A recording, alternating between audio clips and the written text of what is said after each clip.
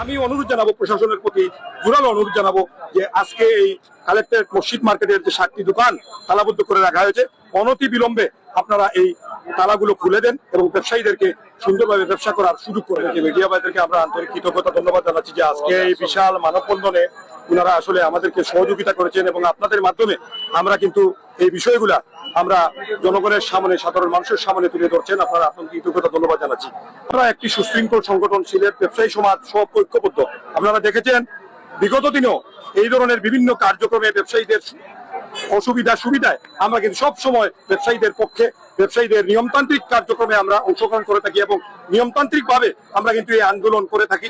আমরা এই বিষয়ে আশ্বস্ত করতে চাই, আমরা অবজারভেশন করবো আজকের এই মানববন্ধন পরবর্তী সময় আমরা বসবো আমাদের সিনিয়র নেতৃবৃন্দ সহ আমাদের দোকান মালিক সমিতির সম্মানিত মহাসচিব আব্দুর রহমান রিপন সাহেবের সাথে নিয়ে আমাদের আরো চেম্বারের নেতৃবৃন্দ, আমাদের শিপার ভাই ছিলেন এখানে, আরো বিভিন্ন মার্কেট নেতৃবৃন্দ ছিলেন, ওনাদেরকে সাথে নিয়ে বসে আমরা আমাদের আগামী দিনের করণীয় নির্ধারণ করবো ইনশাআল্লাহ। আজকে সিলেট বাংলাদেশ দোকান মালিক সমিতি, সিলেট জেলা শাখা এবং সিলেট জেলা ব্যবসায়ী কল্যাণ পরিষদ, সিলেট মহানগর ব্যবসায়ী কল্যাণ পরিষদ সমস্ত ব্যবসায়ীদের নিয়ে বন্দরবাজার কালেক্টর জামে মসজিদের 7টা দোকান বন্দর প্রতিবাদে আজকে এই ব্যবসায়ীরা মানববন্ধনের আয়োজন করা হয়েছে।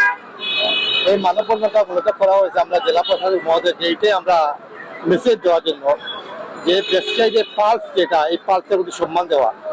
হঠাৎ করে আপনারা জানেন গত 26শে মার্চ উনি 3 দিনের নোটিশে 7টা ব্যবসা প্রতিষ্ঠান বন্ধ করে দিয়েছেন।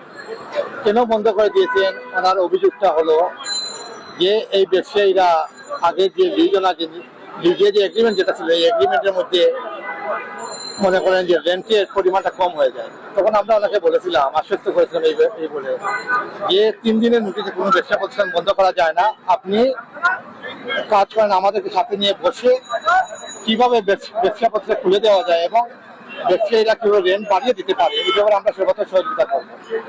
তারা ধারাবাহিকতা আমাদের সাথে উনি আলোচনায় বসেছিলেন। বসার পরে এই কালেক্টর মসজিদে বসে উনি আমাদের সাথে মত বিনিময় সভা করেছিলেন এবং উনি বলেছিলেন যে আমি ব্যবসায়ীদের প্রস্তাব দিয়েছিলাম যে 50% রেন্ট বাড়িয়ে দেওয়ার জন্য। এখানে 2-1 ব্যবসায়ী রাজি হয়েছিল। আমরা ওনাকে বলেছিলাম যদি 50% যদি রেন্ট বাড়িয়ে দিতে হয় এই ব্যাপারে আমরা সর্বত্র সহযোগিতা করব, আপনি তাদেরকে বসার সুযোগ দেন। উনি আমাদের আশ্বস্ত করলেন যে ব্যবসায়ীদের নিয়ে বসবেন, কিন্তু আমরা শুনতে পেলাম যে ব্যবসায়ীদের গোচরে উনি নতুন ভাবে মার্কেটের 7টি ব্যবসা প্রতিষ্ঠানকে নতুন ব্যবসায়ীদেরকে লিজ দিয়ে দিচ্ছেন।